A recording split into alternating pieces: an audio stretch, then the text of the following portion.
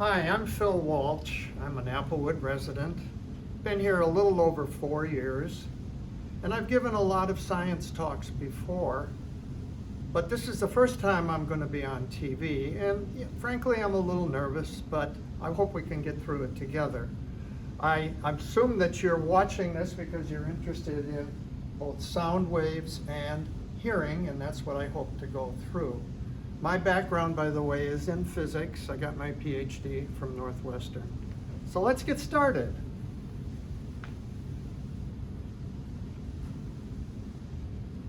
First, I'd like to review a little bit of the physics of sound.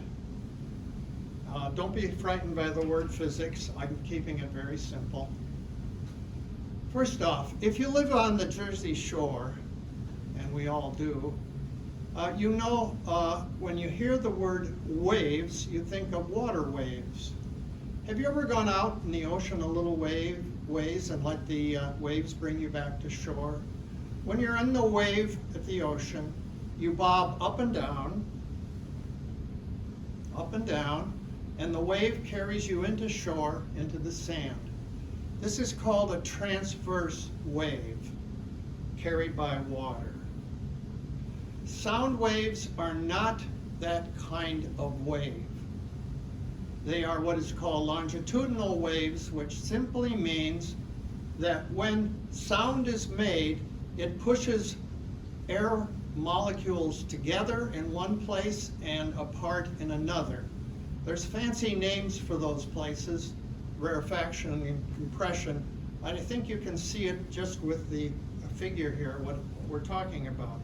The important thing here is that sound waves don't go up and down, they go back and forth.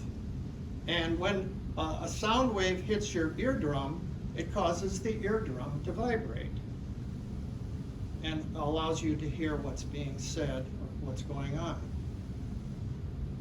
Now, here is a simple way that you can demonstrate the difference between longitudinal waves and transverse waves with a simple device that you played with as a kid. And I can't resist playing with it for you now. So first off, you can make a slinky go up and down. That would be a transverse wave. Or you can make a longitudinal wave. Now watch this very carefully, because this is how I'm trying to demonstrate a sound wave. When I push, did you see a bunch of coils pushed together? It's fast, but that's how a sound wave goes, a longitudinal wave.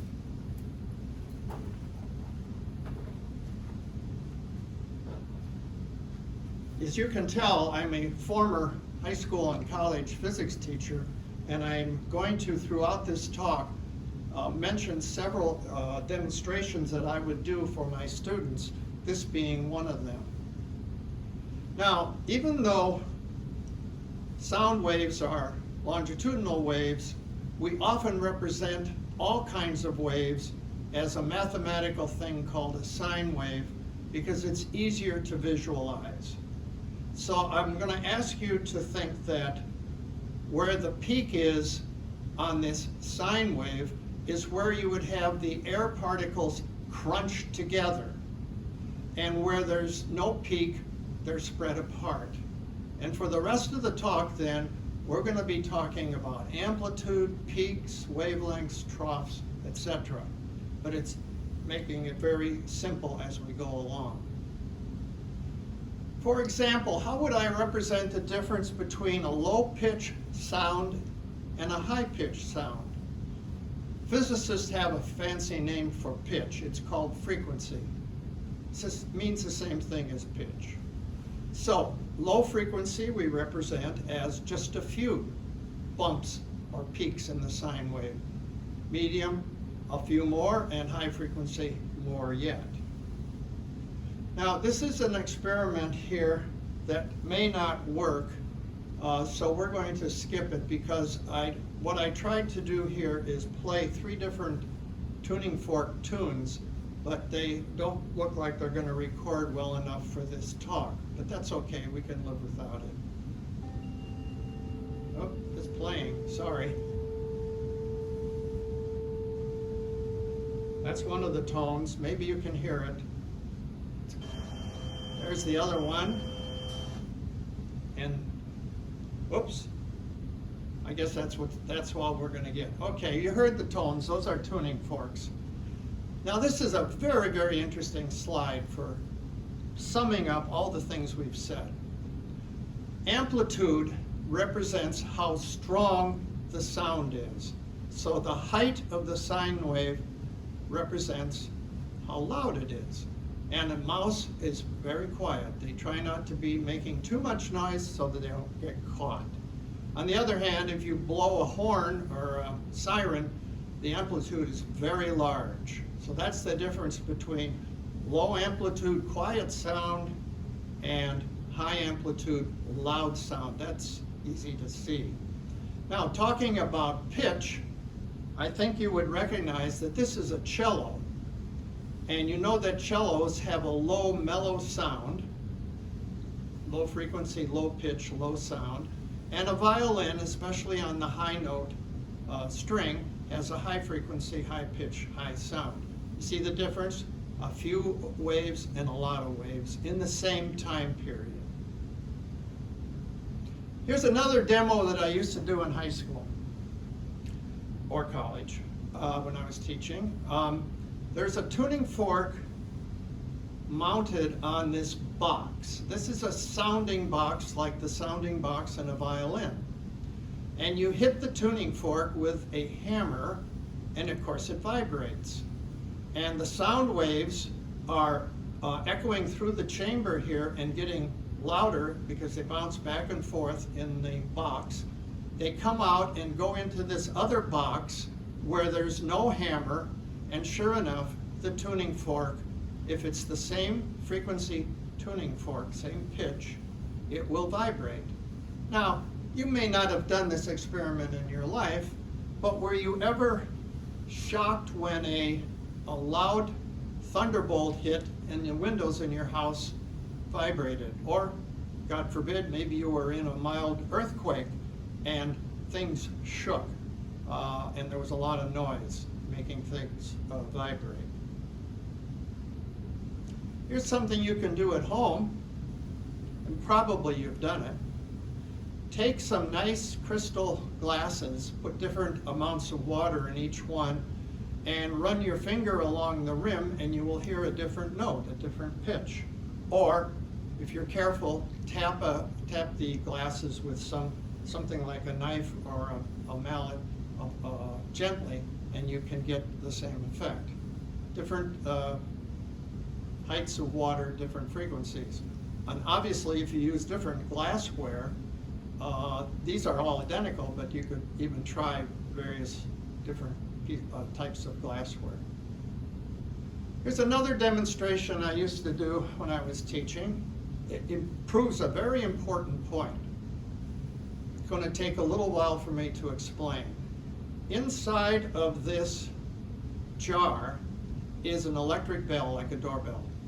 And that's why it's called a bell jar, because there's a bell in it. And there is a way to take the air out of the bell jar, and of course you need an electrical connection to run the electric bell.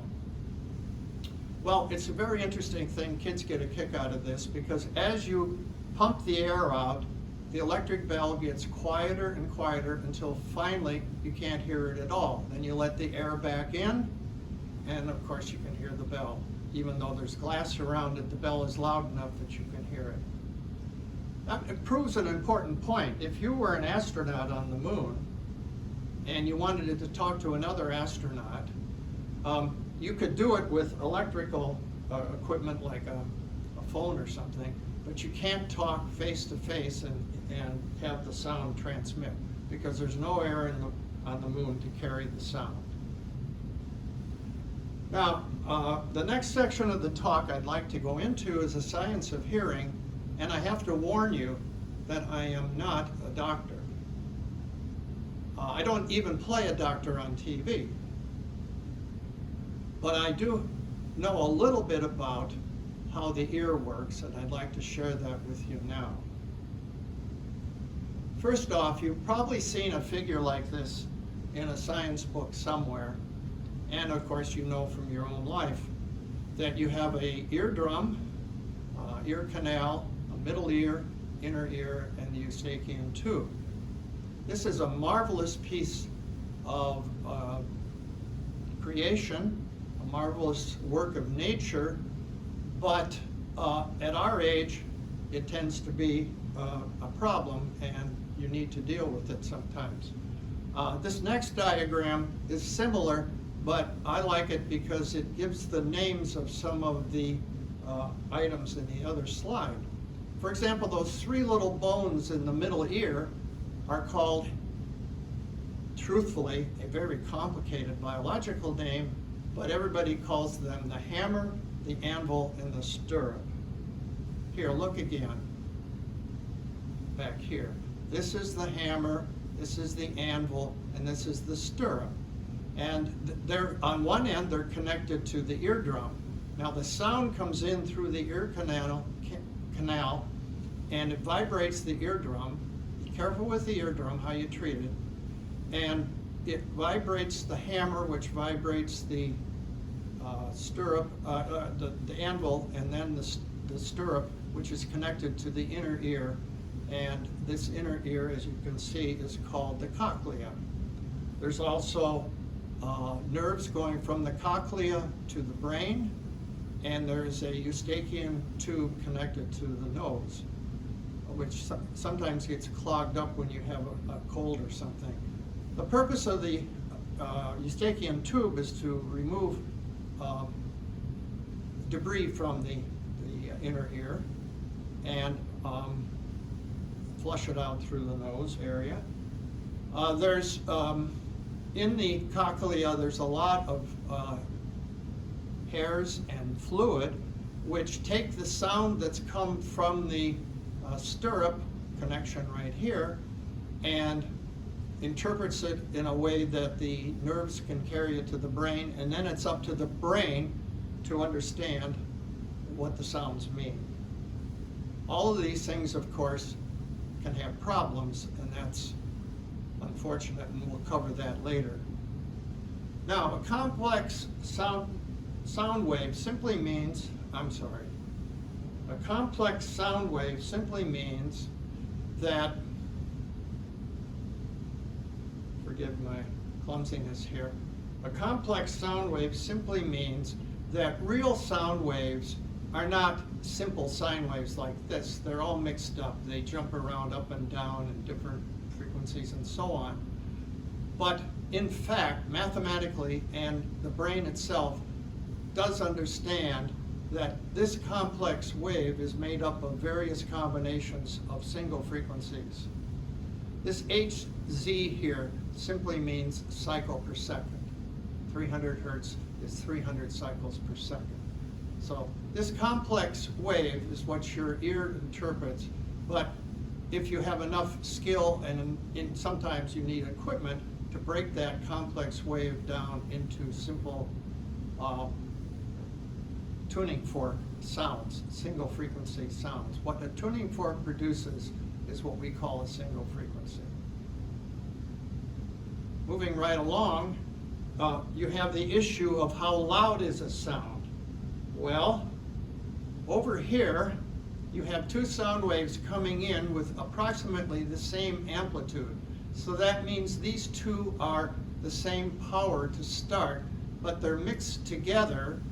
And if you notice here, the yellow wave dips down and the green wave dips up at D, and that tends to cancel out, and so the sound is weaker here.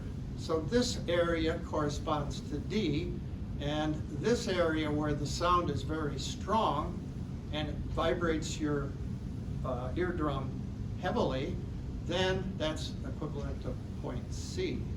So again, there's two things that make the sound waves complex. One is different frequencies, and the other is different amplitudes. Now this is the most difficult slide that I'm going to show you, but everybody talks about decibels. And this is an important topic from the point of view of protecting your hearing throughout your whole life. Let's talk about this a little bit. Normal breathing is 10 decibels, and of course, it's hard to hear people breathing unless you're very, very close to them. That's a very quiet sound. Rustling leaves are very quiet, a soft whisper, etc. What I want to focus on, though, is one place in this chart between conversation and busy traffic. Now, if you're holding an ordinary conversation with a friend, you're working with the sound power of about 60 decibels. Busy traffic is 70 decibels. And you say to yourself, that's awfully close. That doesn't seem to make sense. That there's only 10 units of decibel between a conversation and busy traffic. That's because, to be honest with you, decibel scale is non-linear. And that's a concept that you need to understand, because that's how the ear responds to sound. The ear is non-linear. So I thought about how I would explain this in plain English, and I'm using this example. Let's suppose that when you were working, you were a very important person in your company. You were making $80,000, and at the end of the year, your boss said, I want to give you a $10,000 raise. Now, in my day, I would have been thrilled with a raise that big. To go from 80,000 to 90,000 in one cycle, that's tremendous. But what if your boss said, I like you so much that I'm not only going to give you a $10,000 raise, but I'm going to raise it by 10, so you get, I'll multiply it by 10, so you get a $100,000 raise. Which means at the end of the discussion, you'll be making 180,000. That's phenomenal. And you may retire after that, but that's a whole other story. Now, let's go back again to the decibel scale. What the scale says is that busy traffic puts 10 times the pressure on you that conversation does. Even though it looks like it goes up by 10, it's not 10 added to 60, it's 10, it's 100, it's 10 times as strong as this sound here. So it's the difference between adding and multiplying. It's a nonlinear scale. Now, if you go down here, you can really see that at 120, your kids and your grandkids were at the pain threshold when they went to a rock concert. Hope you never had to listen to a machine gun. I'll take their word for it that that's 130 decibels. All of these units down here, really, people should be wearing ear protection. Sad to say, I have a brother-in-law who worked in noisy factories his whole life. So he was probably operating day in and day out, 40, 50 hours a week in this area of the scale. And today he has nonstop noises in his brain, which make it hard for him to live and sleep, etc. And this is not a curable condition that he has. All right. Now, if you can see here, this is a little faint on my screen here, but there's a gray area in this slide here. Forget the other lines. This gray area is the frequency and intensity of ordinary conversation.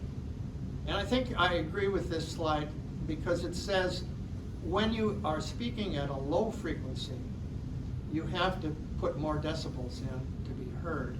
And when you're screaming at your kids with a high frequency, you don't need as much decibels because you're at a higher frequency. Now, when I was first taking physics, they used to say that human beings can hear from 20 hertz to 20,000 hertz. I am sure that there's nobody that I've ever met that could hear a 16,000 hertz signal, much less a 20,000 hertz signal. This is reality here in that gray area. Now, there is something that chart didn't show, and that is that sometimes loud sounds are not as effective as quiet sounds. And I'll let you interpret that cartoon for a minute. I think it's pretty obvious that the parents are screaming at the kids and they're being ignored until they whisper that they've got a candy bar. Now the next session of the talk is hearing issues. As I said, at our age we're familiar with hearing issues, and this cartoon has a special meaning for me, and I would like to mention two stories in my youthful life which relate to this figure. The first one is, if you are having trouble reading the phrase, the audiologist is saying, the next time you don't want to eat your peas, hold them in your napkin, not your ears. Well, I tried that one day. I didn't put the peas in my ears, but I left them on my plate, and my doctor father and my mother, my dad was a doctor and he had the office attached to the house, my dad and mom said, you're going to stay there until you finish the peas. I stayed for an hour and I finished the peas. This is over 75 years ago. I remember that to this day. And by the way, I love peas now. The other thing about this story is this, that since my dad's office was attached to the house, he used to take me into the office, run nice warm water in my ear, and clean the wax out. That was a very comfortable feeling and an expression of his love for his son. Major types of hearing loss. There are 5 categories here. This is a very complicated topic. I'm not an expert on it. I'm just going to summarize it briefly for you. First off, there's conductive hearing loss. For example, earwax and fluid in the eustachian tube and so on, perforated eardrum. These problems are treatable and reversible. Hooray. So I think all of us had one of these or another in their lifetime. This is a little more serious, sensorineural hearing loss. This is a complicated chart, and I'm just going to talk mostly about the aging process and prolonged exposure to noise. The aging process is probably the one that most has affected the people here who have hearing problems. And so we're all familiar with that. I already explained that you have to be careful in your occupation, that you and your employer understand your need for protection from noise at too high a decibel level. And so there's other issues here.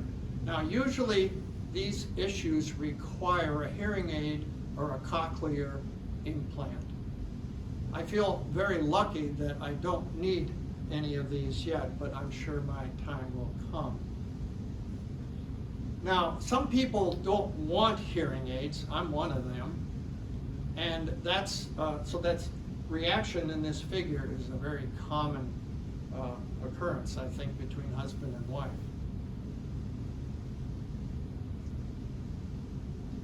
Well, other types of hearing loss involve much more complicated problems. The central nervous system keeps sound signals from being processed. Affective individuals can't decipher what's being said, and emotional problems. And I'll just pass through those quickly. Finally, if you do need a hearing aid, there's no shortage of people willing to sell them to you. They're expensive, complicated, etc. On the other hand, Some men have discovered that's a very inexpensive hearing aid, especially made for men. And I don't have one of these. My wife may sometimes think I do, but I don't. Now, hearing aids seem very complicated and expensive, but if you look at this chart, you see that they're very reasonable the way they're made. First off, the only thing a hearing aid really can do for you is make the sound louder, make it more understandable by making it louder. And that's why you have to have one, because you can't hear ordinary sounds that you want to hear. So it has a microphone. It has an amplifier to take the incoming sound and make it louder, and then put it out through a speaker into your ear canal. Of course, that doesn't come for free. You have to have a battery, and you have to have a program button of some sort to control the hearing aid.